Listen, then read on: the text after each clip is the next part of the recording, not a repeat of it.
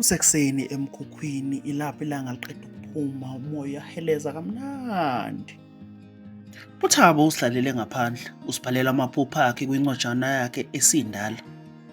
Lapho uSiya uyangena ophethe nje uplastikana omncane onegrozari. uSiya esho ehleka kakhulu.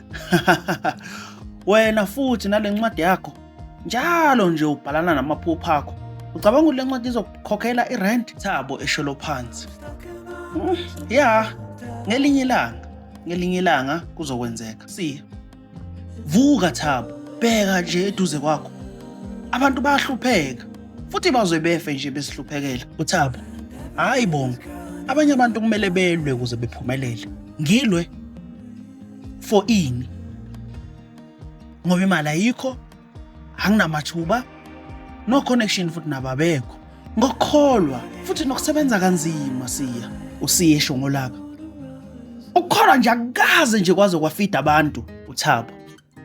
Kanti-ke futhi nokungathembi-ke futhi ngeke nje kuze kusisize ngalutho kule nkinga esibhekene nayo. uSiya, kodwa ngikhuluma iqiniso nje. Kodwa why Siya ukubulala amaphupho ami engakafezeki nokufezeka?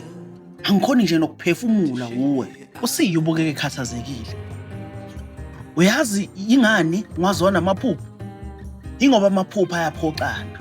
Ubani wakuphoxa Siya? uSiya, ubaba wami wasebenza impilo yakhe yonke akushintsha ngalutho. Ubhuti wami wawufuna umsebenzi waze wagive up. Manje-ke sihlezi lana sikhuluma ngempumelelo engazuthi isilindile. Ngiyakuzwa Siya, kodwa-ke asingayeki ukukholelwa kuthina ngoba if singakholelwa kuthina indlala iyosinqoba. uThabo, mina-ke nje ngiyala ukuthi ngingaze ngife ngingazamile. Mhlawumbe ngingahluleka, mhlawumbe ngawe. Kodwa ngizobe ngilwile for izinto ezinkulu engizifunayo kunokuthi ngihlale nje la emgwaqeni ngingenzi lutho. uSiya ethule kancane. So if uyahluleka behleka. Hayi ngizosukuma futhi ngilwe nokuthula phakathi kwabo lapho umoya uheleza kancane. uSiya, mhlambe ngithukile uThabo.